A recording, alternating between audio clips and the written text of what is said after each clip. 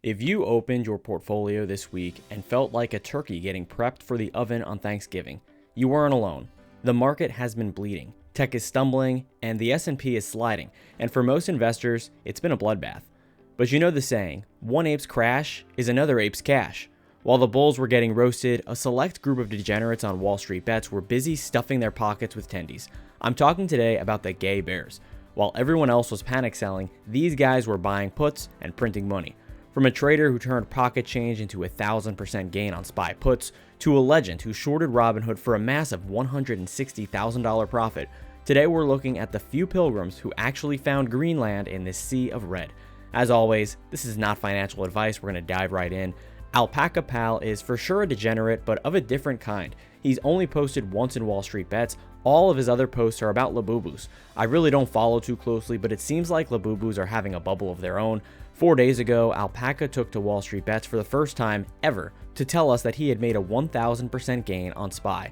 We'll zoom in quick on the positions. He bought a $670 strike price put on November 13th, and it expired the next day on November 14th. In that time period, SPY dropped substantially, and his screenshot taken just after market open on the 14th showcases peak profit had he sold at that very moment. OP's initial investment of about $600 had grown to $7,400 for even more than 1,000%, more like 1,123% in gains. Back to this chart though, it's obvious that the market rose throughout the rest of the day and the bears got wrecked. OB was a gay bear for sure, but he at least knew when to take profit, selling 10 of the contracts at $6.10 and 2 of them at $7. He had averaged in at 51 cents, so OP really mastered the buy low and sell high philosophy. Even more hilariously, one of the commenters told OP to go into calls now, and he did. He purchased 10 contracts at $2.10 each and immediately had a small, unrealized gain. The top comment echoes how we're all probably feeling about Alpaca's gains. Congrats, and fuck you, gay bear. Lift and Run 26 is an avid hiker and explorer. 4 months ago, he took a trek to Cracker Lake in Montana. OP was going to head just 3 miles down the trail to Grinnell Lake nearby, but it was literally closed due to bear activities. You cannot make this stuff up. While camping at Cracker Lake though, Lift and Run 26 had a supernatural experience. While hiking in the woods, he heard a voice telling him to buy Robinhood puts in mid-November. Not sure if it was a ghost, Jerome Powell, or God himself, OP waited for November to arrive and did as he was instructed. He reaped the rewards immediately. Through November 17th, Robinhood stock dropped from over $120 down to just over $110, which was his put strike price, and the put value soared nearly 200%. OP's screenshot shows him up 184K or 309% since he entered this very gay bearish position. It's not all green candles though. It's unclear whether or not OP has locked in his profits. If not, the positions have come back down near or possibly even below the entry price. OP was called out by WallStreetBets for being so regarded that he thought buying these puts was equivalent to shorting. Next up in our Gay Bear Thanksgiving extravaganza, we'll meet highly regarded username 1mall4203. He is a longtime degenerate, as his first interaction with the WallStreetBets subreddit was literally an interaction in person with Jpow. Chat activities for sure. OP had a chance to ask Powell one question, and he quoted Milton Friedman, asking about the Fed's role in reducing inflation. I'll leave Powell's answer here on screen if you'd like to pause and read it. The point is, this is not this ape's first time in the casino. After that, OP traded Tesla puts, followed by calls the same day to make $5K on each, but then immediately he got greedy and he lost $65,000 the following week. As one wise ape pointed out, OP ran up 100x, gained some karma, lost it all being greedy and reckless, and was back to the casino to do it all again. You've learned nothing. You, sir, belong here. OP definitely has had a gay bear tendency from the start, pocketing thousands on puts on stocks like Palantir, Tesla again, Uber, Coinbase. It looks like he got wrecked on this one. Oh wait, never mind. He tripled down on his 70% loss and turned it into a 100% gain. And then somehow, someway, got back in the hole with more coin puts, only to hold for a 100% gain again. Looking through OP's post history, I've got to give him credit. He has diamond hands, holding SPY 0 data expiration calls through a 50% loss just 1 hour before expiration to a 56% gain just 30 minutes later. And then this past January, highly regarded gave a speech on trinomial trees and options. Here we can see OP covering intermediate to advanced topics like implied volatility, implied drift, implied risk-free rate, and implied downward price change probability. For such a smart guy, you'd think maybe he'd have a smarter trading strategy, right? Wrong. You see, OP was not only highly regarded, he was also very gay and very bearish. And so it should come as no surprise that OP returned to WallStreetBets yesterday to tell us that he made $18,000 on 0 data expiration SPY puts. He closed them earlier than he wanted to, but had started with just $4K less than a week ago. These are the exact contracts he bought, and it's clear why they rose in value so much. The S&P 500 has been getting absolutely wrecked for a week straight, and puts have been printing accordingly. 2 traders in the comments exhorted OP to take a breather, writing, "Dude, you won, cash out. Use 10% of that at most, and wait for the bloodbath to settle down. Advice I would give myself a month ago today." Time will tell whether OP heeds the advice, or jumps back in and exits filthy rich or penniless. User Spinus is also no foreigner to 0 data expiration options and FDs. 2 years ago, OP turned 10K into 91K on 13 separate 0 data expiration options trades, and just a few days later, returned with over 6 figures. Ah, you must have been the guy on the other side of all of my trades. OP went silent after this post for a whole year, so I'm not sure if he lost it all or just enjoyed some of his well-deserved tendies away from the computer screen. Spinus returned last September of 2024 to thank the Fed rate cut and showcase some Apple calls he'd entered with 40K. They were now worth $185,000. That's like 28,898 bottles of baby oil, according to Hungry Like the Wolf.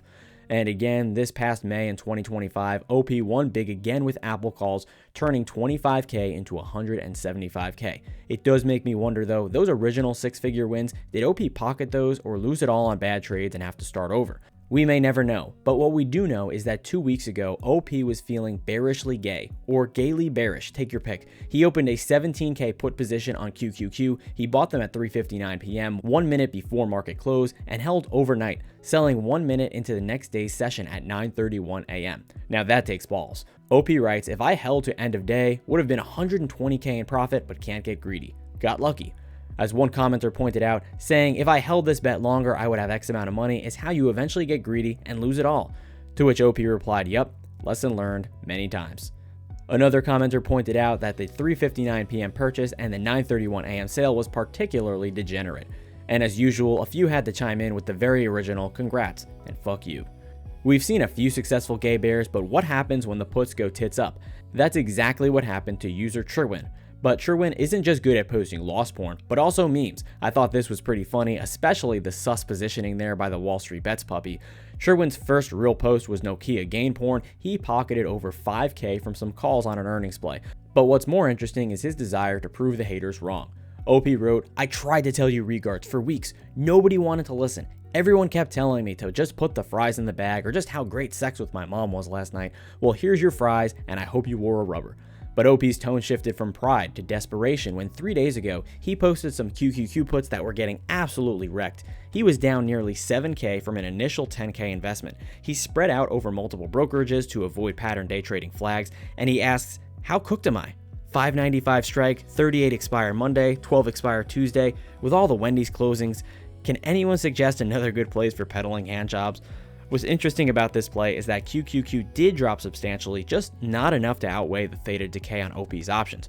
It goes to show that while far out of the money options can have the biggest payout when they go right, you're really limiting your odds of being profitable in the first place. OP updated us that he, quote, "lost his ass on a lot of the options and had to let the rest expire in the afternoon." But I think one loss porn case study is enough for this video. Rhetorically High was feeling bearish about the general market due to tariffs, and no, this wasn't back in April, it was just last week. OP writes, "Someone say tariff?" and shows his S&P puts with a 67.40 strike price grew in value from $500 to $34.99 and 2 cents, making 7x on his original investment. I wasn't the only one confused about his tariff reference and the fact he'd exited the position back in October. It took a whole month for him to post it. OP writes that he honestly forgot. Maybe I think he just wanted to farm some karma while the bears were feasting this week. He's regarded for sure, but he's trading better than most of us. User Presentation Ready 873 also got in on some gay bear action, although prior to this month, he'd actually made bank on some calls on Rocket Lab way before it mooned. Sifting through his profile didn't yield any more gain or loss porn screenshots, but tons of pictures of his puppy, which I certainly didn't mind. Finally, I got the Rocket Lab update showing he had turned $22,000 into nearly $500,000 with leaps. OP then returned to WallStreetBets this week to show us even more tendies he'd printed with Voyage puts. The strike price was 15, with the puts expiring in April of 2026. It's unclear when he bought, but it is clear that Voyage has been getting wrecked since its IPO in June, and OP's $96K investment in puts grew to over $200,000. His synopsis was as follows. I think I had $35K left at some point on that position, down 60%, but now it's gaining traction. Here's his bear thesis. The CEO is a noob and a cheater allegedly per his Wikipedia page. Conglomerate of unscalable small startups poised to fail merged altogether. He claims it's a cash-intensive business with no prospects, a money-losing business for at least the next 3 years per management, and eventually possibly even going bankrupt. He says he's going to start taking profit around $8 and will fully exit at $2. He's not talking about the put price, he's talking about the share price. That's a very, very bearish outlook from OP there. A drop to $2 would be another near 90% drop from where we are right now. Not everyone is a bear right now though, and Dry General 990 is a somber proof of that. Dry General went long on Poet and Meta shares in October, and on both counts is probably regretting his decision. WallStreetBets actually tried to console him with some long-term thinking, asserting that not just Meta but also potentially Poet could rebound in months and years to come. I'm actually curious what you guys think about Meta long-term. Comment below your long-term outlook on that stock. Finally, REKT Jewelry is a collector of all sorts, from Rolexes to silver, gold, even more gold, more Rolexes, and more Rolexes. I think you get the point. OP took to WallStreetBets this past week exclaiming, finally, a good options maneuver. This implies he had some pretty bad maneuvers before this one.